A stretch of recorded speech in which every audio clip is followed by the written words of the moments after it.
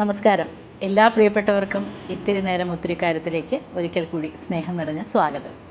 Actors എടുത്തു കഴിഞ്ഞാൽ ഏകദേശം മലയാള സിനിമയുടെ ഒരു 40% മിമിക്രി തോന്നുന്നവരാ. അറിയാമല്ലോ, എപ്പോഴും കുടുംബമായിട്ടിരുന്ന് കാണാവുന്ന പ്രോഗ്രാം ഞങ്ങൾ ചെയ്തിട്ടുണ്ട്. കലാഭവൻ ഒരു അച്ഛനും അമ്മയും പ്രായപൂർത്തിയായ മകളും വന്നിരിക്കുമ്പോൾ ഒരു നോട്ടത്തിൽ പോലും ഇങ്ങനെ അത് കാണിക്കാൻ പാടില്ല. അന്ന് ഞങ്ങൾക്കും വലിയ പ്രതീക്ഷയൊന്നുമില്ല, കാരണം ഗാനമേള കലാഭവൻ്റെ വലിയ പരിപാടിയാണ്. ഇതെങ്ങനെ എത്രമാത്രം വിജയിക്കും എന്നറിയില്ല. പക്ഷേ ആദ്യത്തെ ഷോ കഴിഞ്ഞപ്പോൾ തന്നെ വന്ന റെസ്പോൺസ് വളരെ വലുതായിരുന്നു. പിന്നെ ഇപ്പോഴത്തെ ന്യൂ ജനറേഷൻ സിനിമകളിലൊക്കെ അച്ഛനും അമ്മയൊക്കെ കുറവാണ്. എന്നാലും അതിനിടയിൽ നമുക്ക് ഈ വേഷം കിട്ടുന്ന വലിയ മഹാഭാഗ്യം.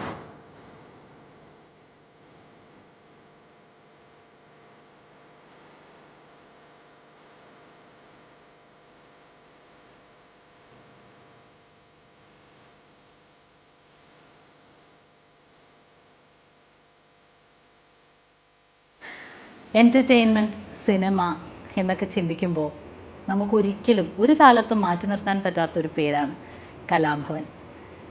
തുടക്കകാലം മുതൽ നോക്കിയാൽ വേദികളിലും സിനിമയിലും നിറഞ്ഞു നിൽക്കുന്ന കലാഭവൻ ബ്രാൻഡിൽപ്പെട്ട ആദ്യം മനസ്സിലേക്ക് ഓർമ്മ വരുന്ന പേരുകളിൽ ഒരാൾ കലാഭവൻ റഹ്മാൻ.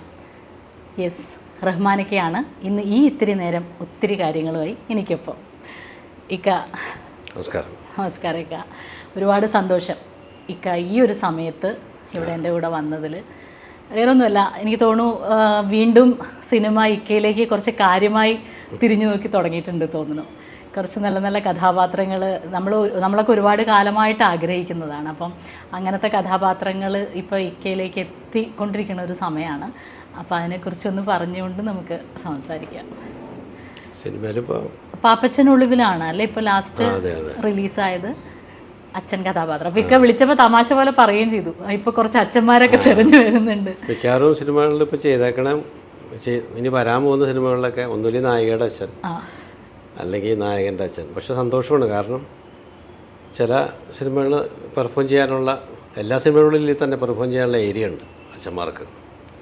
പിന്നെ ഇപ്പോഴത്തെ ന്യൂ ജനറേഷൻ സിനിമകളിലൊക്കെ അച്ഛനും അമ്മയൊക്കെ കുറവാണ്. എന്നാലും അപ്പോൾ അതിനിടയിൽ നമുക്ക് ഈ വേഷം കിട്ടുന്ന വലിയ മഹാഭാഗ്യം. അപ്പം ശരിക്കും എനിക്ക് തോന്നിക്ക ഇപ്പോൾ 2 വർഷം മുന്നേ എപ്പോഴും 2 എന്ന് പറഞ്ഞൊരു പടം അല്ലേ, ഇക്കയുടെ ഒരു ഗംഭീര വില്ലൻ ക്യാരക്ടറൊക്കെ ആയിരുന്നു അത്. അപ്പം അങ്ങനത്തെ ക്യാരക്ടേഴ്സൊക്കെ വന്ന് എനിക്ക് തോന്നുന്നു നല്ല സിനിമയുമായിരുന്നു, പക്ഷെ വേണ്ടത്ര അത് അല്ലേ ഓഡിയൻസിലേക്ക് എത്തിയില്ല എന്ന് തോന്നുന്നുണ്ട്. അത് തന്നെ നല്ല സിനിമയായിരുന്നു. അതിൻ്റെ റൈറ്ററും ഡയറക്ടറും എൻ്റെ അടുത്ത സുഹൃത്തുക്കളാണ് സുജിത് ലാലും ബിൻലാലും ഉണ്ണി. അപ്പോൾ അതിൻ്റെയൊക്കെ തുടക്കത്തിലെ തന്നെ സബ്ജക്റ്റ് ബേസിൽ തുടക്കത്തിലെ തന്നെ എൻ്റെ കഥ പറയുമ്പോഴും എൻ്റെ കഥയിലുള്ള മാറ്റങ്ങളിലൊക്കെ ഞാൻ കൂടെ ഉണ്ട്. അപ്പോൾ ഞാൻ തന്നെ എൻ്റെ അടുത്ത് ചോദിക്കായിരുന്നു ഏത് ക്യാരക്ടർ ചെയ്യണമെന്ന്. ഒരുപാട് ക്യാരക്ടർ ഉണ്ട് അവിടുത്തെ, ഒരുപാട് ആർട്ടിസ്റ്റുണ്ട്, 10-30 ആർട്ടിസ്റ്റ് എസ്റ്റാബ്ലിഷ്ഡ് ആർട്ടിസ്റ്റുള്ള സിനിമ. അപ്പോൾ ഞാൻ പറഞ്ഞു ഈ വേഷം ഞാൻ ചെയ്യാം. അപ്പോൾ അവരും 100%.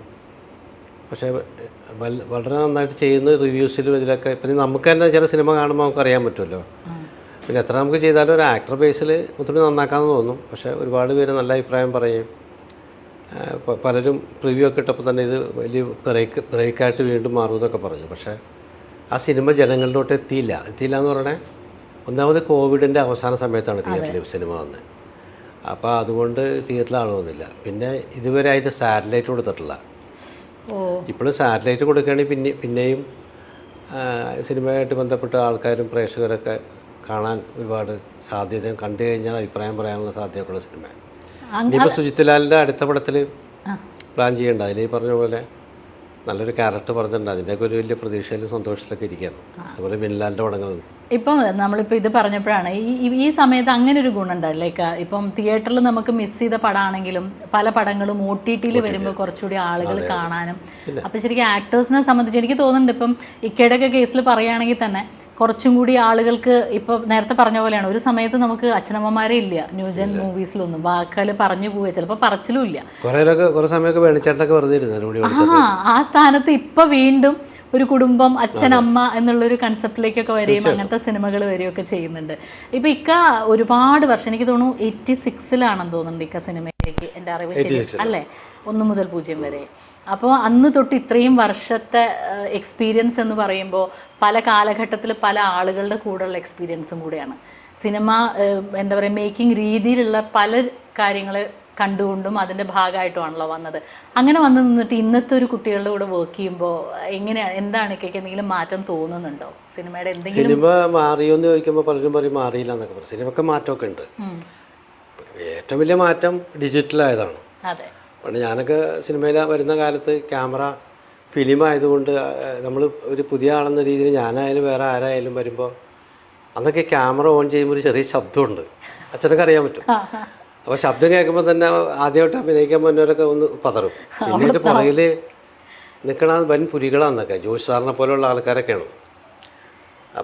അപ്പോൾ ഭയങ്കരമായിട്ട് നമ്മൾ പേടിച്ച് ഒരു പേടിയോടുകൂടിയാണ് ശരിക്കും പറഞ്ഞാൽ അഭിനയിക്കുന്നത്. നമുക്ക് ഈ അടുത്ത ഒരു ഇൻ്റർവ്യൂ പറഞ്ഞിട്ട് എനിക്കിപ്പോഴും ഇപ്പോഴും അഭിനയിക്കുമ്പോൾ ഒരു ഉള്ളിലൊരു ഇതുണ്ടെന്ന് പറയുന്നത്. ഇത്രയും സിനിമയിൽ അഭിനയിച്ചിട്ട് ലോകം മുഴുവൻ അറിയുന്ന മലയാളത്തിൻ്റെ അഭിമാനമായ മമ്മൂക്കാറാണ്. അപ്പോൾ എന്ന് പറഞ്ഞുകൊണ്ട് ആ ഒരു സംഭവം ഇപ്പോൾ മാറി. ഇപ്പോൾ ഡിജിറ്റലായതുകൊണ്ട് എത്ര റീടേക്കോ എന്നൊരു പ്രശ്നമില്ല, ഒരു പ്രശ്നമില്ല, ഒരു ടെൻഷൻ വേണ്ട. പിന്നെ ഇപ്പോഴത്തെ കുട്ടികളെന്ന് പറഞ്ഞാൽ വളരെ ഫ്രണ്ട്ലി ആയിട്ട് മിക്കവാറും ഡയറക്ടറും ക്യാമറാമാനും ആർട്ടിസ്റ്റൊക്കെ തോളിൽ കൈയിട്ട് നടക്കുന്ന ഒരു അത്ര ഫ്രണ്ട്ലി ആയിട്ടുള്ളൊരു ഗ്രൂപ്പ് വർക്കാണ്.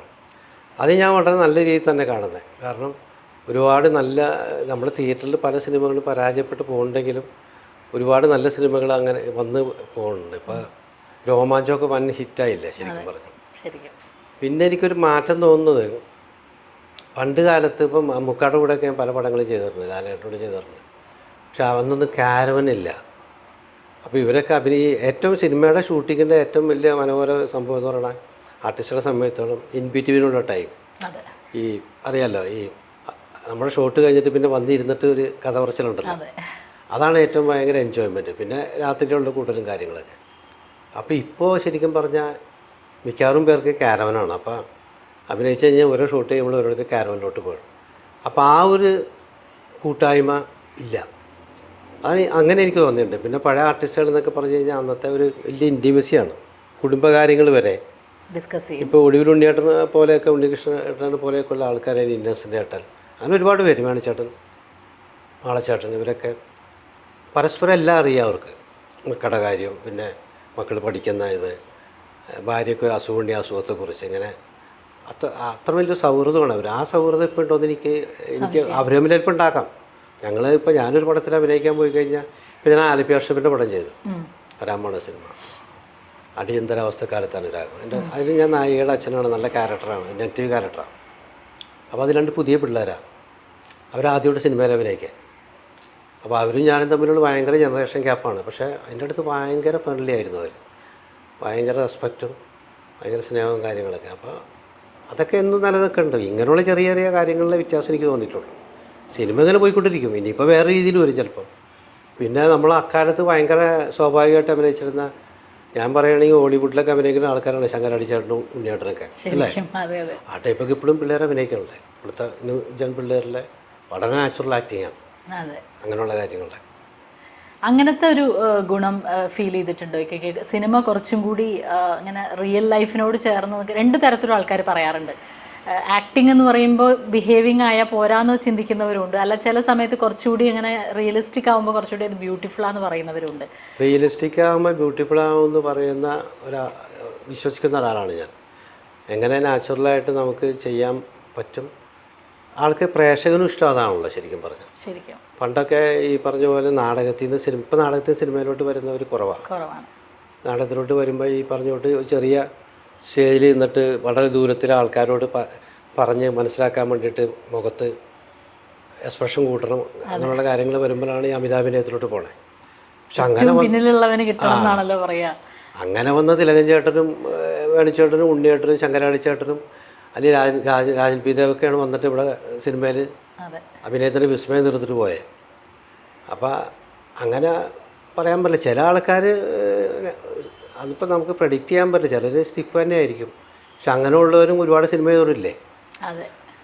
സിനിമ എനിക്ക് തോന്നുന്ന എൻ്റെ ഒരു ഇതിലൊക്കെ ചെറിയ അനുഭവമൊക്കെ വെച്ചിട്ട് സിനിമ കഴിവ് വേണം, പക്ഷേ അതിലും കൂടുതൽ ഭാഗ്യം വേണം നിൽക്കാൻ. ഇപ്പം ഈടായിട്ടല്ല, ഇടയിലൊക്കെ ചെയ്തിട്ടുണ്ട്. കുറേ നെഗറ്റീവ് ഷെയ്ഡുള്ള ക്യാരക്ടേഴ്സൊക്കെ ചെയ്യാറുണ്ട്. പക്ഷേ വന്നത് എന്ന് പറഞ്ഞാൽ ഫുൾ ഇങ്ങനെ ആളുകളെ ചിരിപ്പിച്ച ഒരു സ്പേസ് എന്നാണ്. അപ്പം എങ്ങനെയാണ് ആ ഒരു എന്താ പറയുക ഈ ഒരു കോമഡിയിലേക്ക് അല്ലെങ്കിൽ കലാഭവനിലേക്ക് അങ്ങനത്തെ ഒരു ഇത് എവിടുന്നാണ് തുടക്കത്തിൽ എങ്ങനെയാണ് അതിലേക്ക് പെട്ടത്? കലാഭവനിലോട്ട് വരുവാനുള്ള കാരണം മിമിക്രി തന്നെയാണ്. തുടക്കം ചെറുപ്പത്തിലേ ഉണ്ടോ ഈ മിമിക്രി? ചെറുപ്പത്തിൽ എൻ്റെ ഫാമിലിയിലൊന്നും കലയായിട്ട് ബന്ധപ്പെട്ട ആരും തന്നെ ഇല്ല. അപ്പോൾ ഒരു ബിസിനസ്സായിരുന്നു പിന്നെ ഞാൻ വളർന്നു വന്ന ഒരു ഗ്രാമത്തിലാണ്, തോട്ടുമുഖം എന്ന് പറയും, ആലുവ. അവിടെ ബാലജനസഖ്യം ഉണ്ടായിരുന്നു പണ്ട്. അപ്പോൾ അതിലൊക്കെ ചെറിയ പാട്ടൊക്കെ പാടി ഇങ്ങനെയൊക്കെയാണ് ആദ്യമൊക്കെ ഒന്ന് രണ്ടുപേരുടെ മുമ്പിലൊക്കെ. പിന്നെ UC കോളേജിൽ പ്രീ ഡിഗ്രിയും ഡിഗ്രിയും പഠിച്ച അവിടെ കോളേജിൽ പ്രീ ഡിഗ്രിക്ക് വരുമ്പോൾ അവിടെ പ്രതാപൻ എന്ന് പറഞ്ഞ ഈ അടുത്ത സിനിമയിലൊക്കെ അഭിനയിച്ചിരുന്നത് CP പ്രതാപൻ എൻ്റെ വളരെ സീനിയറായിട്ട്. ഞാൻ ഫസ്റ്റ് PDC കയറുമ്പോൾ അവൻ ഡിഗ്രി ഫൈനൽ ഇയർ പഠിക്കുന്നുണ്ട്. അപ്പോൾ അന്ന് ഈ പ്രതാപൻ അവിടുത്തെ സൂപ്പർ സ്റ്റാറാണ്. പ്രതാപനും പിന്നെ സത്താറുമാണ്. സത്താറെ MA ഓടിക്കുന്നുണ്ട് അവിടെ. ഇവർ രണ്ടുപേരും അവിടുത്തെ സ്റ്റാർസ്. ഇവരുടെ ഒരു പ്രകടനവും കാര്യങ്ങളൊക്കെ കണ്ട് ഇവരുടെ നാടകങ്ങളും പിന്നെ ഈ പ്രതാപൻ മിമിക്രി. ഞാൻ ആദ്യം കണ്ട മിമിക്രി എന്ന് പറയുന്നത് കൊച്ചിൻ അനിബക്കയുടെയും ആലപ്പി അഷപ്പിൻ്റെയും കൊതുകാണപ്പൻ ചേട്ടൻ്റെയും വേണിച്ചേട്ടനും പാച്ചിക്കകളും ചെയ്ത ഇത്തരം മിമിക്രിയാണ് ഞങ്ങൾക്ക് മുമ്പ് ഉള്ളൂന്ന് എനിക്ക് തോന്നണേ. പിന്നെ കണ്ട പ്രതാപനാണ്. പ്രതാപൻ്റെ അപ്പം നേരിട്ട് കാണുന്നു, പരിചയപ്പെടുന്നു, വലിയ സൗഹൃദമാകുന്നു. പ്രതാപൻ അന്നുള്ള ആർട്ടിസ്റ്റുകളൊക്കെ ഭയങ്കരമായിട്ട് അനുകരിക്കും, ഭയങ്കര പെർഫെക്ഷനിൽ. ഷീലാമ്മനെയൊക്കെ അന്ന് പ്രതാപൻ ചെയ്യും, കൊട്ടാരക്കര ചേട്ടൻ. അപ്പോൾ അങ്ങനെ ഞങ്ങൾ വലിയൊരു സൗഹൃദമായി. അങ്ങനെ അതെൻ്റെ മനസ്സിലിങ്ങനെ വന്ന് കയറി. പിന്നെ ഒരു ദിവസം ഞാൻ പറഞ്ഞത് ഗോവിന്ദൻകുട്ടി ചേട്ടനിലാണ് പലരും തുടങ്ങണം. അന്നത്തെ ഗോവിന്ദൻകുട്ടി ചേട്ടൻ ഭാഗത്തുള്ളൊരു പ്രസൻറ്റേഷനാണ്.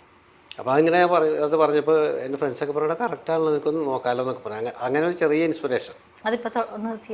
വേണ്ട, ഇപ്പോൾ നമ്മൾ ഇൻ്റർവ്യൂ വന്നിട്ട് പോകണ്ടല്ലോ. അപ്പോൾ അത് കഴിഞ്ഞിട്ട് പിന്നെ പ്രതാപൻ എന്നെ നാടകത്തിൽ അഭിനയിക്കാമെന്ന് വെച്ചു. അപ്പോൾ അതേ ഞാൻ പ്രീ ഡിഗ്രിക്ക് തന്നെ അതേ വർഷം തന്നെ സൈനുദ്ദീൻ അവിടെ ഡിഗ്രിക്ക് ഫസ്റ്റ് ഇയർ കയറും. അപ്പോൾ ഡെബ്രയുടെ പ്രേയം എന്ന് പറഞ്ഞ് ഭരതൻ സാറ് മഹാരാജസിലെ പ്രിൻസിപ്പളായിരുന്നു. ഒരു നെക്സലൈറ്റ് സംഭവം. അപ്പോൾ അതിലൊരു വില്ലൻ നെക്സലൈറ്റ് ക്യാരക്ടർ ചെയ്യാമെന്ന് വെച്ചതിനടുത്ത് അതെനിക്ക് താടിയൊക്കെ ഉണ്ട്, ചെയ്യാമെന്ന് പറഞ്ഞു. അങ്ങനെ ഞാൻ സൈനുദ്ദീനും അതിൽ അഭിനയിച്ചു. ആ ഒരു പെർഫോമൻസ് ഈ പറഞ്ഞിട്ട് ഒരു പിള്ളേരുടെ ഇടയിൽ കൊള്ളാമെന്നുള്ളൊരു അഭിപ്രായം, എന്നിട്ട് ചെയ്യുന്നത് മാത്രം ഒരു സെക്കൻഡ് ബെസ്റ്റ് ആക്ടറെ കിട്ടി. അതാണ് ശരിക്കും പറഞ്ഞു കഴിഞ്ഞാൽ ഒരു ഇത്. പിന്നെ അത് കഴിഞ്ഞിട്ട് പിന്നെ പ്രീ ഡിഗ്രി കഴിഞ്ഞ ഡിഗ്രി പിന്നെ മിമിക്രി കാര്യങ്ങളൊക്കെ സ്റ്റേജ് കയറി ഇറങ്ങില്ല എൻ്റെ പണി. ഇൻ്റർകോളേജ് മത്സരങ്ങൾക്ക് പോവുക, സമ്മാനങ്ങൾ കിട്ടണം. യൂണിവേഴ്സിറ്റി കിട്ടി, കേരള യൂണിവേഴ്സിറ്റി 70 അവസാനം. അന്ന് മത്സരിച്ചപ്പോൾ സമ്മാനം കിട്ടി.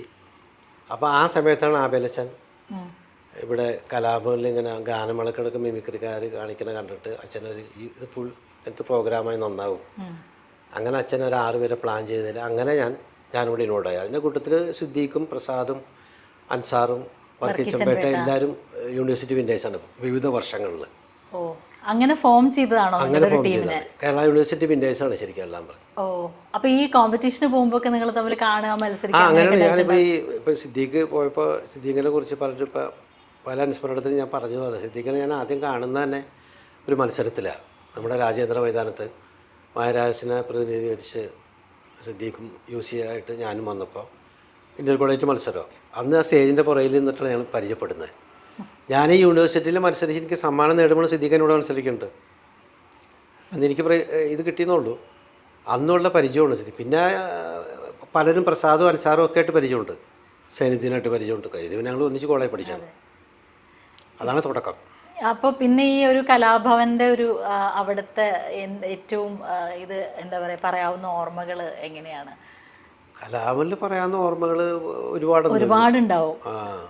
അല്ല, ആബേലച്ചനാണ് അതിൻ്റെ ഒരു കോൺസെപ്റ്റ് കൊണ്ടുവന്നത്. ഇങ്ങനെ ഒരു ഈ ഗാനമേളയ്ക്ക് ഇടയിൽ 2 പേരും മിമിക്രി കാണിച്ചിരുന്നു അതിന് മുമ്പ്. അപ്പോൾ അവരുടെ അതിൽ പ്രേക്ഷകർ ചിരിക്കാനായിട്ട് അച്ഛന് തോന്നിയത് ഒരു ബുദ്ധിയാണ്. ഇത് നമ്മളൊരു ഫുൾ ലെങ്ത് പ്രോഗ്രാം 2 മണിക്കൂർ പരിപാടി ആക്കിയാൽ ചിലപ്പോൾ ഇതൊരു വിജയമാകില്ല എന്ന് ചോദിച്ച് പരീക്ഷ നടത്തിയാണ്. ഞങ്ങൾ ഈ 6 പേര് കൂടി ആദ്യം പ്രോഗ്രാം ചെയ്യുന്നത് എറണാകുളം ഫൈൻ ആർട്സാണല്ലോ. അപ്പോൾ അന്ന് ഞങ്ങൾക്കും വലിയ പ്രതീക്ഷയൊന്നുമില്ല. കാരണം ഗാനമേള കലാഭവൻ്റെ വലിയ പരിപാടിയാണ്. ഇതെങ്ങനെ എത്രമാത്രം വിജയിക്കുമെന്ന് അറിയില്ല. പക്ഷേ ആദ്യത്തെ ഷോ കഴിഞ്ഞപ്പോൾ തന്നെ വന്ന റെസ്പോൺസ് വളരെ വലുതായിരുന്നു. അങ്ങനെ അങ്ങോട്ട് പിന്നെ കലാഭവൻ്റെ വണ്ടി കേരളത്തിലെ സകല ഗ്രാമത്തിൽ കൂടെയും ടൗണിൽ കൂടെ ഓടുകയായിരുന്നു. ഓടുകയായിരുന്നു. അത് ചോദിക്കാൻ കാര്യം, കാരണം നിങ്ങൾക്ക് മുന്നേ ഇത് എന്ന് പറഞ്ഞിട്ടൊരു എക്സാമ്പിൾ ഇല്ലോ, നിങ്ങളിലൂടെയാണല്ലോ ഈ ഒരു സാധനം. ഞങ്ങൾക്ക് മുമ്പിലുള്ള ആൾക്കാരാണ് നേരത്തെ ഞാൻ പറഞ്ഞത്. അല്ല അതെ, അത് പക്ഷേ ആരുമില്ല. അതാണ് അത് ഒരു പക്ഷേ നിങ്ങൾ തന്നെയല്ലേ ആദ്യമായിട്ട്. അപ്പോൾ അത്രയും സമയം ഈ ഒരു പ്രോഗ്രാം ചെയ്യാന്ന് പറയുമ്പോൾ അതിൻ്റെ ഒരു പ്ലാനിങ്ങും അങ്ങനത്തെ കാര്യങ്ങളിലേക്കൊക്കെ വരുമ്പോൾ ഇന്ന പോലെ ആവാം, ആ ഒരു സംഭവമൊക്കെ നിങ്ങൾ തന്നെ ഉണ്ടാക്കി. അതാണ് ഞാൻ പറഞ്ഞത്, അവിടെയാണ് സിദ്ദീഖിൻ്റെ ആലിൻ്റെ പ്രസക്തി. അവരാണ് ഒരു സ്ക്രിപ്റ്റ് ബേസിൽ നമുക്കിത് ചെയ്യാമെന്ന് പറയുമ്പോൾ ഞങ്ങളൊക്കെ കളിയാക്കി. സ്ക്രിപ്റ്റ് അത് സിനിമക്കല്ലടാ, നാടകത്തിനല്ലേ എന്നൊക്കെ ചോദിച്ചു. അല്ല, നമുക്കൊരു ഓർഡർ ആക്കാൻ പറഞ്ഞിട്ട് അങ്ങനെ ഒരു ഓർഡർ ആക്കിയിട്ട് ഒരു കോമ്പയർ ചെയ്യാൻ വേണ്ടി ഒരാൾ, അതാണ് വർക്കിച്ചമ്പേട്ട. അദ്ദേഹം ഇന്ന് കോമ്പയർ ചെയ്യുമ്പോൾ ലൈറ്റ് ഓഫ് ചെയ്യുമ്പോൾ ഞങ്ങൾ പെട്ടെന്ന് അറേഞ്ച്മെൻറ്റ്സ് വരുത്തിയിട്ട് ലൈറ്റ് വരുമ്പോൾ ഞങ്ങൾ ക്യാരക്ടേഴ്സായിട്ട് മാറും. പിന്നെ ഐറ്റം കഴിയുമ്പോൾ ലൈറ്റ് ഓഫ് ആകും, കോമ്പയർ ചെയ്യാൻ ആളുടെ താഴെ മുകളിൽ ലൈറ്റ് എത്തും, അദ്ദേഹം സംസാരിക്കും. അങ്ങനെ ഒരു ഓർഡർ ആക്കി. അങ്ങനെ ഞങ്ങൾ അന്നത്തെ സാമൂഹിക രംഗത്തുള്ള ആരെയൊക്കെ വിമർശിക്കാൻ പറ്റുമോ എന്ന് വെച്ചാൽ ആരും വേദനിപ്പിച്ചിട്ടല്ല, എങ്ങനെ ചിരി വീഴ്ത്താൻ പറ്റുമെന്ന് ചോദിച്ചിട്ട് ചെയ്ത ഐറ്റംസ് എല്ലാം പിന്നെ ഞങ്ങൾ അപ്പം അപ്ഡേറ്റ് ചെയ്യുമായിരുന്നു.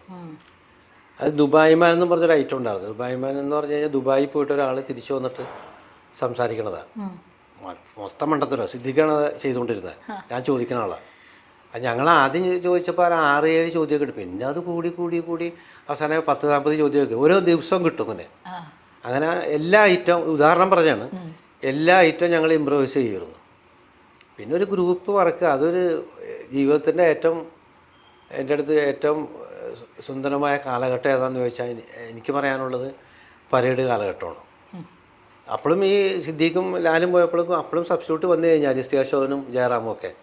ജയറാം പോയപ്പോൾ ദിലീപ് വന്നു. ആ സമയത്തൊക്കെ ഞാനുണ്ട് അവിടെ. ഞാൻ 10 കൊല്ലം നിന്നവിടെ കലാഭവനിൽ. അപ്പോൾ ഈ പ്രോഗ്രാംസ് ചെയ്യുമ്പോൾ നമ്മൾ ആളുകളെ വിമർശിക്കുക ഇങ്ങനത്തെ കാര്യങ്ങളുമാണല്ലോ. അതിന് മുമ്പ് നമുക്ക് ശീലമല്ലേ, ചാക്യാർകൂത്തിലൊക്കെ കണ്ടിട്ടുണ്ടാവുമായിരിക്കും. അപ്പോൾ എന്തെങ്കിലും രീതിയിൽ തുടക്കത്തിൽ ആളുകൾക്ക് അത് ആക്സെപ്റ്റ് ചെയ്യാൻ പറ്റാത്ത പോലെ ഉണ്ടായിട്ടുണ്ട്? അതായത് ചിലർക്ക് എന്നെയാണോ ഉദ്ദേശിച്ചതെന്ന് തോന്നുന്ന രീതിയിൽ എന്തെങ്കിലുമൊക്കെ അങ്ങനെ ഉണ്ടായിട്ടുണ്ടോ? ഇല്ല, അങ്ങനെ ആരും പ്രതികരിച്ചില്ല. അങ്ങനെ ഞങ്ങളൊരിക്കലും ഒരാളെ ആക്ഷേപിക്കുക ഒന്നും ചെയ്തിട്ടില്ല. പിന്നെ ഞങ്ങൾ വളരെ ശ്രദ്ധിച്ചു വെച്ചാൽ എപ്പോഴും കുടുംബമായിട്ടിരുന്ന് കാണാവുന്ന ഒരു പ്രോഗ്രാം ഞങ്ങൾ ചെയ്തിട്ടുള്ളൂ കലാഭവൻ. ഒരു അച്ഛനും അമ്മയും പ്രായപൂർത്തിയായ മകളും വന്നിരിക്കുമ്പോൾ ഒരു നോട്ടത്തിൽ പോലും ഇങ്ങനെ ഒന്ന് കാണിക്കാൻ പാടില്ല. വളരെ എല്ലാവർക്കും എൻജോയ് ചെയ്യാൻ പറ്റുന്ന തമാശകൾ മാത്രം. ഭയങ്കര ശ്രദ്ധയോടുകൂടി തന്നെ സൂക്ഷ്മതയോടുകൂടി തന്നെയാണ് ഞങ്ങൾ ചെയ്തിരുന്നത്. പിന്നെ ആബേലച്ചൻ്റെ ഒരു ഗൈഡൻസും വലുതാണ്. ആബേലച്ചൻ ബേസിക്കലി ഞാൻ പറയുകയാണെങ്കിൽ നമ്മൾ കണ്ട ഏറ്റവും മിടുക്കന്മാരായ സംഘാടകരിൽ ഏറ്റവും മുമ്പിൽ നിർത്താവുന്ന ആളാണ് ആബേലച്ചൻ. ഇപ്പോൾ അത് പറഞ്ഞുകൊണ്ട് ഞാൻ ചോദിക്കുകയാണ്, ഇപ്പോൾ പറഞ്ഞല്ലോ കുടുംബങ്ങൾക്കും വന്നിരുന്ന് കാണാൻ പറ്റണം.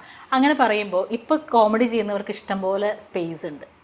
മിമിക്രി എന്നുള്ളതിൽ നിന്നും വിട്ടിട്ടും കുറച്ചും കൂടി ചാനലുകളൊക്കെ ആണെങ്കിൽ സ്പേസ് ചെയ്യുന്നുണ്ട്. പക്ഷേ ഇപ്പം നേരത്തെ പറഞ്ഞ പോലെ ചില സമയത്ത് ഇങ്ങനെ ഈ പറയുന്ന ഈ ഡബിൾ മീനിങ് ആയിട്ടുള്ള കാര്യങ്ങൾ അങ്ങനെ കോമഡിക്ക് വേണ്ടിയിട്ട് അങ്ങനെ ഇതിനെ കുറച്ച് വികലമാക്കുന്ന ഡിസ്റ്റോർട്ട് ചെയ്യുന്നുണ്ടെന്ന് ഫീൽ ചെയ്തിട്ടുണ്ടോ? അങ്ങനെ വികലമാക്കി ഞങ്ങളുടെ കാലഘട്ടത്തിൽ ചെയ്യുന്ന ആൾക്കാരുണ്ടായിരുന്നു. പേരൊന്നും ഞാൻ എടുത്ത് പറയുന്നില്ല. അവരോടൊക്കെ എന്നെ സമയത്തോളം എനിക്ക് ഒരിക്കലും ഉൾക്കൊള്ളാൻ പറ്റില്ല. അന്നുണ്ട്. പിന്നെ ഞങ്ങളൊക്കെ വളരെ ആ കാര്യത്തിൽ ഞാനും സിദ്ദീഖും എല്ലാവരും ലാലും അൻസാറും ഒക്കെ വളരെ സ്ട്രിക്റ്റായിട്ട് ഞങ്ങളെപ്പോഴും പറയുന്ന കാര്യം ഞങ്ങൾക്ക് അങ്ങനെ ചിരിപ്പിക്കണമെന്ന് തോന്നിയിട്ടേ ഇല്ല. പക്ഷെ അല്ലാതെ നിങ്ങൾക്ക് വേണ്ടി ആളുകൾ ചിരിച്ചിരുന്നു. അല്ല, അത് ഒരു ഭാഗ്യം. അങ്ങനെ നമ്മൾ ചിരിപ്പിക്കണ ഒരിക്കലും ചോദിക്കാൻ പറ്റില്ല. ഇപ്പോഴും അതുണ്ടല്ലോ, ആ പ്രവണത ഇപ്പോഴും ഉണ്ട്. അതെ, ഇപ്പൊ ഇത്തിരി കൂടുതലാണ്. എന്ത് കാര്യത്തിലും ആദ്യത്തെ ചിന്ത പോവാ അങ്ങനെ ചിരിപ്പിക്കുക എന്നുള്ളതാണ്. പിന്നെ അന്ന് ഞങ്ങൾ ചെയ്യുന്ന വെച്ചാൽ ഈ ചാനലുകളൊന്നും ഇല്ലല്ലോ. ഇല്ല. ആകെ വല്ല കുറേ നാളെത്തുമ്പോൾ മാതൃഭൂമിയിലെ മനോരമയിലൊക്കെ ഒരു റൈറ്റപ്പ് വരും. അത് ഞങ്ങളുടെ കഴിവുകൊണ്ടൊന്നുമില്ല. ആബേലച്ചന് ഉള്ള കോണ്ടാക്ട്സ് വെച്ചിട്ട് റൈറ്റപ്പ് വരുവാണ്. ഞങ്ങൾ ഗൾഫിൽ പോകുമ്പോൾ അങ്ങനെ റൈറ്റപ്പ് വന്നു. അപ്പോൾ അങ്ങനെയൊക്കെ ഒരു റൈറ്റപ്പൊക്കെ കിട്ടുമെന്നല്ലാതെ ചാനലില്ല. ഒരു ദൂരദർശനുണ്ട്, അതിൽ ഒന്നും. പിന്നെ എനിക്ക് തോന്നുന്നു 87-ലായിട്ട് ഞാൻ സൈനുദ്ദീനും ജയറാമൊക്കെ കൂടി പോയിട്ട് ഒരു പ്രോഗ്രാം ചെയ്തു ദൂരദർശൻ. ശ്യാം പ്രസാദ് അത് ഡയറക്റ്റ് ചെയ്തത്. ശ്യാമെന്ന് ദൂരദർശനിലുള്ളപ്പോഴാണ് അത് ഈ പറഞ്ഞിട്ട് കുറേ ഓടി. അങ്ങനെ പിന്നെ ഒന്നും കൂടി അറിയപ്പെട്ടു. ഈ പരേലുള്ള സമയത്ത് ഞങ്ങളെയൊക്കെ ഒന്ന് അറിയും, പുറത്തൊക്കെ അറിയാം എന്നെ സൈന്യത്തിനൊക്കെ. എന്ന് വെച്ചാൽ വേറെ ഒന്നും കൊണ്ടല്ല, അങ്ങനെ പ്രോഗ്രാം വേറെ ഇല്ലല്ലോ. അപ്പോൾ കണ്ടവർ തിരിച്ചറിയും. പിന്നെ അന്ന് പക്ഷേ ഞങ്ങൾ അമിതമായ മേക്കപ്പോ കാര്യങ്ങളൊന്നുമില്ല. ഞങ്ങൾ ഇതുപോലെ തന്നെ ഒരു ജുബയും, അതെ, ഒരു ഓഫ് വൈറ്റ് ക്രീം കളറിന്റെ ജുബയും ഒരു ബ്ലാക്ക് പാന്റും ആയിരിക്കും, കാവി ജുബയാക്കി. അപ്പോൾ ഞങ്ങളെ തിരിച്ചറിയാനും എളുപ്പമാണ്. ഞങ്ങളെ ജുബ ഒരു മുഖത്തിൽ വേറെ ഒരു മേക്കപ്പ് ഒന്നും ഇടില്ല. ഇന്നത്തെ മിമിക്രിക്കാർ പോലെ പ്രോപ്പർട്ടീസ് ഒന്നുമില്ല ഞങ്ങൾക്ക്. പിന്നെ ആർട്ടിസ്റ്റുകളൊക്കെ അനുകരിച്ചിരുന്ന ഡയറക്റ്റായിട്ട് വന്നാണ് അനുകരിക്കേണ്ടത്. മൂവ്മെൻറ്റ്സും ശബ്ദമൊക്കെ. പക്ഷേ ഇപ്പോൾ ഭയങ്കര പെർഫെക്ഷനിൽ ചെയ്യുന്ന ആർട്ടിസ്റ്റുകളുണ്ട്, അത് വേറെ കാര്യം. ആ അതിൽ വലിയ സന്തോഷമുണ്ട്, നമുക്കിത് തുടക്കം കുറിക്കാൻ പറ്റില്ലോ എന്നുള്ളത്. തീർച്ചയായിട്ടും. പക്ഷെ അന്ന് പിന്നെ കാസറ്റ്സ് ഉണ്ടാവില്ലേ നിങ്ങൾ കാസറ്റ് ഒരുപാട് ഓഡിയോ ചെയ്തിട്ടുണ്ട് ഞങ്ങൾ. ഇഷ്ടംപോലെ കണ്ടിട്ടുണ്ട് അങ്ങനെ. ആദ്യം മ്യൂസിക് പരേഡിൻ്റെ തന്നെ ഒരു കാസറ്റ് ഞങ്ങൾ 6 പേര്. പിന്നെ ഞാൻ ഏറ്റവും കൂടുതൽ കാസറ്റ് ചെയ്തേക്കണ ഞാനും സൈനുദ്ദീനും ജയറാമും പ്രസാദും ഒക്കെ കൂടി കാസറ്റ് ചെയ്തിട്ടുണ്ട്. അൻസാറായിട്ട് ചെയ്തിട്ടുണ്ട്. ഞങ്ങൾക്ക് സ്ഥിരം ചില പ്രൊഡ്യൂസർമാരുണ്ടായിരുന്നു. സരിക അബു, പിന്നെ വില്യംസിൻ്റെ ഒരു അങ്ങനെ കുറേ പേരൊക്കെ ഉണ്ടായി. പിന്നെ പേരൊക്കെ മറന്നു. 2-3 പേര് സ്ഥിരം പ്രൊഡ്യൂസേഴ്സ് ഉണ്ടായിരുന്നു. ഈ ഇന്നത്തെ തലമുറയിലുള്ള ഇത് ചെയ്യുന്ന ആളുകൾ അങ്ങനെ കോണ്ടാക്റ്റിലിരിക്കുക അങ്ങനെയൊക്കെ ഉണ്ടോ? അങ്ങനെ ഞങ്ങളുടെ സംഘടന ഉണ്ടല്ലോ മാന്ന് പറഞ്ഞിട്ട്, അതുമായിട്ടുള്ള അപ്പോൾ അതിലെ ജനറൽ ബോഡിക്കൊക്കെ ഞാൻ പങ്കെടുക്കാറുണ്ട്. അപ്പോൾ എല്ലാവരോട്ടും ഇതില്ല, എന്നാൽ തന്നെ ഒരുപാട് മിടുക്കന്മാരായ, ഞാൻ മിമിക്രിയെ കുറിച്ച് പറയുകയാണെങ്കിൽ എനിക്ക് പറയാനുള്ള ആക്ടേഴ്സ് എടുത്തു കഴിഞ്ഞാൽ ഏകദേശം മലയാള സിനിമയുടെ ഒരു 40% മിമിക്രി എന്ന് തോന്നുന്നവരാ, അറിയാമല്ലോ. ടെക്നീഷ്യന്മാരുണ്ട് ഇഷ്ടം പോലെ, ഡയറക്ഷനായാലും റൈറ്റേഴ്സ് ആയാലും ഒക്കെ. റസാഖ് വരെ പഴയ മിമിക്രി അറിയോ റാണിക്ക്? റസാഖ് ഒരിക്കലും അടുത്ത് പറഞ്ഞപ്പോഴാണ് ബെന്നി പി നായരമ്പലം മിമിക്ക കലാമല് വന്നതാണ് ഇൻ്റർവ്യൂവിന്.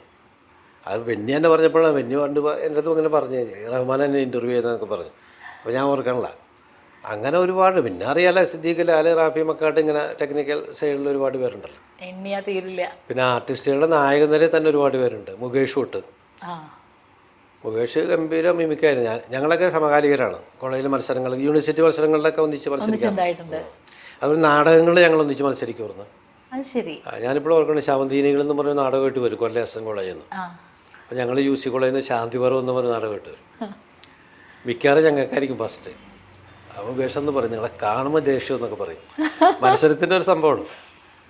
അപ്പോൾ അന്നൊക്കെ ഈ ഇപ്പോൾ സിനിമയിലുള്ള പലരുമൊക്കെ ഒരേ കാലഘട്ടത്തിൽ, മേനോ സാറും എനിക്ക് വേണം മിമിക്രി ഇതൊക്കെ ആയിട്ട് ബന്ധപ്പെട്ടിരുന്നതാണെന്നുള്ളൂ. പുള്ളി കോളേജിൽ പഠിക്കുമ്പോൾ വലിയ സാറ് എനിക്കിങ്ങനെ മെസ്സേജസൊക്കെ അയക്കുമ്പോൾ കാണാം, പഴയ ഫോട്ടോ ഒക്കെ അയക്കും കോളേജ് മാഗസിനിലെ. ജഗദീഷൊക്കെ ഭയങ്കര, എല്ലാവരും കോളേജ് ബേസിൽ പെർഫോം ചെയ്യും, അധികം വരും. അങ്ങനെ തന്നെ സിനിമയിലെത്തിയേക്കണേ. ഇപ്പം അന്ന് മിമിക്രി ഈ പറയുന്ന പോലെ കാണുന്നു, നമ്മൾ മിമിക്രിയിലേക്ക് ഒരു നേരത്തെ പറഞ്ഞ പോലെ ഗോവിന്ദൻകുട്ടി അദ്ദേഹത്തെയൊക്കെ ചെയ്ത് തുടങ്ങുന്നു, മിമിക്രിയിൽ ലൈവ് ആവണു. ആ സമയത്ത് സിനിമ മനസ്സിലുണ്ടോ? ഈ പറയുന്ന നിങ്ങൾക്കൊക്കെ, ഈ പറയുന്ന ആളുകൾ നിങ്ങൾ ഒരുമിച്ച് വർക്ക് ചെയ്യുമ്പോഴും? ഞങ്ങൾ പരേഡ് കളിക്കുമ്പോൾ സിനിമ, അൻസാറാണ് സിനിമയെ കുറിച്ചൊക്കെ പറയുന്നത്. കാരണം അൻസാറിന് ജ്യേഷ്ഠൻ മമ്മൂക്കയുടെ വലിയ സുഹൃത്താണ് ഷറഫ്. സിദ്ദീഖ് ലാൽ ഒന്നുമില്ല, ആർക്കുമില്ല സിനിമയെക്കുറിച്ച്. പിന്നീട് എപ്പോഴും വന്ന് കയറിയതാണ് സിനിമയൊക്കെ. ഞാൻ തന്നെ 1 മുതൽ 0 വരെയിൽ വരാൻ കാരണം രാജീവ് കുമാർ ഞങ്ങളുടെ സമകാലികനാണ് മിമിക്രിയിൽ. ശരിക്കും കലാഭവനുള്ളപ്പോൾ വേറെ ഗ്രൂപ്പുള്ളത് സൂപ്പർ മിമിക്സ് എന്ന് പറഞ്ഞിട്ട് രാജീവ് കുമാർ, പാട്ടുകാരൻ ശ്രീറാം, ബാലനൊക്കെ ഉള്ള പാട്ടുകാരൻ, ഇവരൊക്കെ ഉള്ള ഒരു ഗ്രൂപ്പ് തിരുവനന്തപുരത്തുണ്ട്, സൂപ്പർ മിമിക്സ്. ഞങ്ങളെ ശരിക്കും പറഞ്ഞാൽ എറണാകുളം വിട്ട് ആദ്യ കളി പിടിച്ചതന്നെ രാജീവാണ്, സെനറ്റ് ഹാളിൽ ട്രിവാൻഡ്രത്ത്. അപ്പോൾ ഈ രാജീവ് അടുപ്പമുണ്ട്. അപ്പോൾ ഈ 1 മുതൽ 0 വരെ ഞാൻ ചെറിയ വേഷമാണ്, ഒരു വെയിറ്ററുടെ ഐസ്ക്രീം പാർലറിലെ. അപ്പോൾ അത് അന്ന് അതിൽ സൈനുദ്ദീൻ അസിസ്റ്റ് ചെയ്യുന്നുണ്ടായി ഈ സിനിമയിൽ, ആ പടത്തിൽ. അപ്പോൾ രാജീവ് ഇങ്ങനെ പറഞ്ഞു, ഈ വേഷം നമുക്ക് റഹ്മാനെ വിളിക്കാമല്ലോ പറഞ്ഞു. അങ്ങനെ സൈനുദ്ദീൻ പറഞ്ഞു, അങ്ങനെ സൈനു തന്നെയാണ് വിളിച്ചിട്ട് കൊണ്ടുപോകണേ. പക്ഷേ എനിക്ക് 2ാമത്തെ പടം എൻ്റെ നല്ല വേഷമായിരുന്നു, ജാലകം. ആ ചുള്ളിക്കാടൻ ഞങ്ങൾ തമ്മിൽ വലിയ സൗഹൃദമായിരുന്നു. UC-യിൽ 1 വർഷം പഠിച്ചിട്ടുണ്ട് ഞാൻ പഠിക്കുമ്പോൾ. ബാലൻ എഴുതിയ സ്ക്രിപ്റ്റാണ് അത്. നല്ല വേഷം, നല്ലൊരു നെഗറ്റീവ് ക്യാരക്ടറാണ് കോളേജ് സ്റ്റുഡൻ്റായിട്ട്. അത് ശ്രദ്ധിക്കപ്പെട്ട വേഷമായിരുന്നു. പിന്നെ ഞാനിവിടെ ഉണ്ട്. ഞാൻ ഇടയ്ക്ക് എൻ്റെ പ്രശ്നം എന്ന് വെച്ചാൽ, ഞാൻ സിനിമ എന്ന് പറഞ്ഞിട്ട് ഞാൻ എല്ലാവരും പറയുന്ന പോലെ സിനിമയ്ക്ക് വേണ്ടി ഒരുപാട് കഷ്ടപ്പെട്ടിട്ടൊന്നുമില്ല. നമ്മുടെ അഹങ്കാരം കൊണ്ട് പറയുന്നില്ല.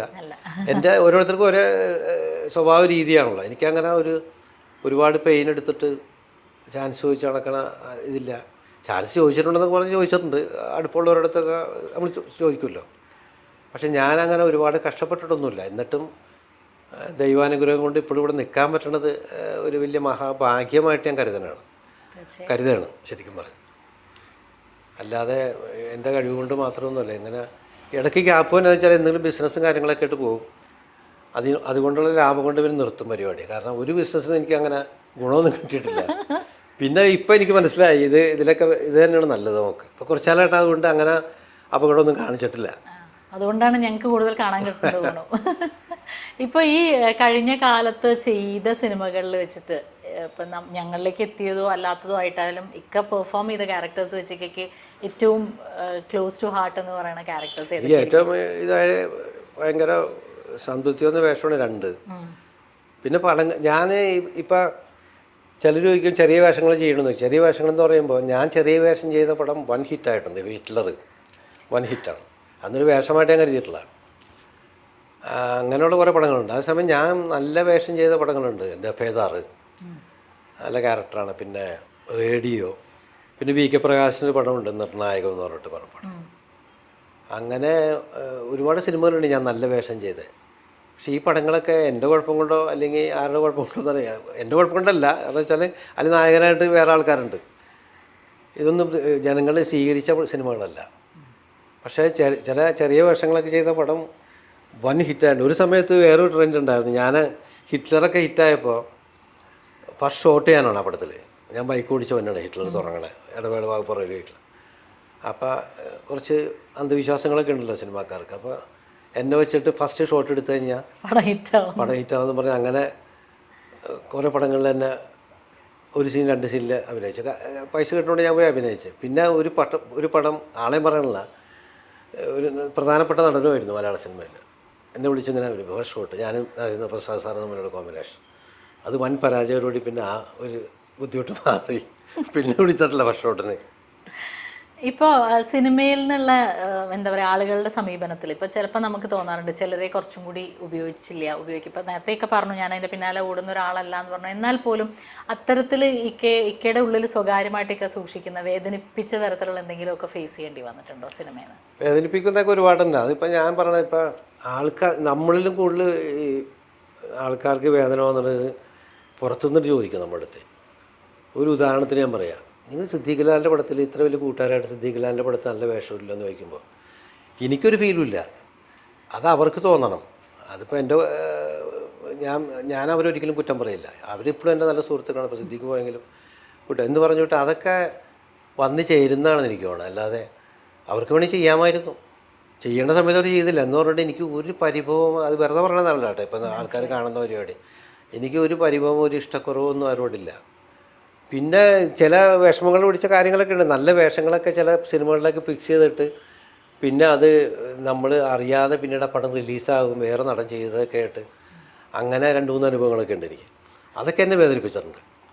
പറയുക പോലും ചെയ്യാതെ വേറെ ആൾ വന്ന് അഭിനയിച്ചിട്ട് പിന്നെ പടം റിലീസായതിന് ശേഷമാണ് നമ്മൾ അറിയുന്നത്. അതൊക്കെ നമുക്ക് ഫീൽ ചെയ്യും നമുക്ക്. അല്ലാതെ എനിക്ക് അങ്ങനെ എനിക്ക് സിനിമ എപ്പോഴും അന്നും ഇന്നും ഒക്കെ ഇഷ്ടമാണ്. അല്ലാതെ എൻ്റെ അങ്ങനെ എനിക്ക് വേദനകളൊന്നും വന്നിട്ടില്ല സിനിമ. വ്യക്തിപരമായിട്ടുള്ള കാര്യങ്ങൾ ചോദിച്ചാൽ ഇങ്ങനെയുള്ള ഇൻസിഡൻസൊക്കെ ഉള്ളൂ, അല്ലാതെ വേറെ പറയാനൊന്നുമില്ല. ഇപ്പോൾ ഇപ്പം നേരത്തെ പറഞ്ഞു ഞാൻ അതിൻ്റെ ഇടയിൽ സിനിമ നിന്ന് ഗ്യാപ്പ് വരണമെന്ന് പറഞ്ഞാൽ അങ്ങനെ ബിസിനസ്സിനൊക്കെ പോയിട്ടാണെന്ന് പറഞ്ഞു.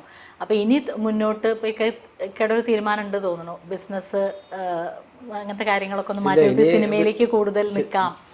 ബിസിനസ് ചെയ്യില്ല ഇനി ബിസിനസ് ചെയ്യില്ല എന്താ വെച്ചാൽ ഉറപ്പിച്ചാൽ അത് കുറച്ചാളായി. ഇനി ഫുൾ അവൈലബിൾ ആണ് സിനിമയ്ക്ക് വേണ്ടിയിട്ട്. അല്ല, അതിൻ്റെ കുറേ കാര്യങ്ങളൊക്കെ മാറിയിരിക്കണോണ്ടേ കുറേ കാര്യങ്ങളൊക്കെ നടക്കുന്നുണ്ട്. ഇപ്പോൾ നല്ല ക്യാരക്ടേഴ്സൊക്കെ ചെയ്യാമെന്ന ചില സിനിമകളൊക്കെ തുടങ്ങുന്നുണ്ട്, ചിലതൊക്കെ ഫിക്സ് ചെയ്തിട്ടുണ്ട് തന്നെ. അപ്പോൾ ആ ഒരു പ്രതീക്ഷയിലൊക്കെ നിൽക്കുകയാണ്. ടെൻഷനില്ലല്ലോ ബിസിനസ് ചെയ്യുമ്പോൾ, അതിൻ്റെ ടെൻഷൻ വേറെ, പിന്നെ കാശ് പോകുമ്പോൾ വേറെ ടെൻഷൻ. അപ്പോൾ ഇതാകുമ്പോൾ നമ്മൾ ഫ്രീ ആയിട്ട് നടക്കുകയാണെങ്കിൽ ഒന്നാമത് എനിക്ക് മനസ്സിലാക്കാൻ പറ്റിയ എല്ലാവർക്കും അങ്ങനെ ആയിരിക്കണം, കലാകാരന്മാർക്ക് പറ്റിയൊരു പണിയല്ല എന്ന് തോന്നുന്നു ബിസിനസ്. സത്യമാണ്, അതാണ് സത്യം. നമ്മൾ വലിയവരൊക്കെ ഞാൻ ഹോട്ടലൊക്കെ നടത്തിയിട്ടുണ്ട്, ഗൾഫിൽ ഒരു ഹോട്ടൽ നടത്തിയിട്ടുണ്ട്, നാട്ടിൽ നടത്തിയിട്ടുണ്ട്. അപ്പോൾ ഇതൊക്കെ വളരെ സിമ്പിളായിട്ടൊക്കെ എനിക്ക് തോന്നിയത്. പക്ഷേ അങ്ങനെയൊന്നുമില്ല. ഇത് അവരും വലിയ PhD എടുത്ത ആൾക്കാരാണ് ഈ ചായക്കട നടത്തിയാലും എന്ത് കാര്യമാണ്. കാരണം അതിനൊക്കെ അതിൻ്റെ രീതിയും അതിൻ്റെ അധ്വാനം വെളുപ്പിൽ നമുക്കൊന്നും പറ്റില്ല. ഒന്നാമത് ഞാൻ ബേസിക്കലി ഒരു മടിയനാണ് ശരിക്കും പറഞ്ഞാൽ, മടി കൂടുതൽ എനിക്ക്. അങ്ങനെ അതാണ് ഞാൻ നേരത്തെ പറഞ്ഞത്, ഇതിനു വേണ്ടിയിട്ട് ഒരുപാട് കഷ്ടപ്പെട്ടിട്ടുള്ളതാണ്. എന്നിട്ടും ദൈവാനുഗ്രഹം കൊണ്ട് ഇങ്ങനെയൊക്കെ നിന്ന് പോകാൻ പറ്റണത് ഭാഗ്യം. ചിലരൊന്നും കാണുന്നില്ലല്ലോ ഇപ്പോൾ സിനിമയിൽ, നമ്മുടെ പ്രിയപ്പെട്ട ചില ആൾക്കാരൊക്കെ. അപ്പോൾ അതൊക്കെ ഒരു വലിയ ഭാഗ്യം. ഇങ്ങനെയൊക്കെ ഇപ്പോഴും ഉണ്ടല്ലോ. ഇനിയിപ്പോൾ ഉടൻ ഏതാണ് നെക്സ്റ്റ് ഒരു റിലീസ്? ഞാൻ പറഞ്ഞ ആലിപ്പ അഷ്റഫിൻ്റെ പടമാണ്. അത് എനിക്ക് പ്രതീക്ഷയുണ്ട്. നല്ല ക്യാരക്ടറാണ് എൻ്റെ. പിന്നെ അഷ്റഫ് നന്നായിട്ട് മേക്ക് ചെയ്തിട്ട് അദ്ദേഹം ഒരുപാട് പടം ചെയ്തേക്കുന്ന ആളല്ലേ. പിന്നെ ഒരുപാട് ഗ്യാപ്പിന് എനിക്ക് 12 വർഷത്തിനായിട്ട് ശേഷം പുള്ളി ഒരു പടം ചെയ്യണത്. നല്ല പ്രൊഡ്യൂസറാണ് ഔസേപ്പച്ചൻ്റെ ചേട്ടൻ. അപ്പോൾ അങ്ങനെ അതൊരു പ്രതീക്ഷയുണ്ട്. പിന്നെ ഞാൻ കുറച്ച് നാൾ മുമ്പ് ഇറങ്ങാൻ പോകണമല്ലോ, റൊണാൾഡോ ചിത്രം എന്ന് പറഞ്ഞൊരു സിനിമയുണ്ട്, പുതിയ ഡയറക്ടറാണ്, അതിൽ നായകൻ്റെ അച്ഛനാണ്. അതൊക്കെ പ്രതീക്ഷയുള്ള സിനിമകളാണ്. അത് നല്ലൊരു സിനിമയായിരിക്കും. അത് വേറെ 2-3 സിനിമ ചെയ്തിട്ടുണ്ട്. പിന്നെ നേരത്തെ പറഞ്ഞ പോലെ സംഭവിക്കണം എന്ന് ആഗ്രഹിക്കുന്ന ഒരു സിനിമയുണ്ട്. അതുണ്ട്. അതെ.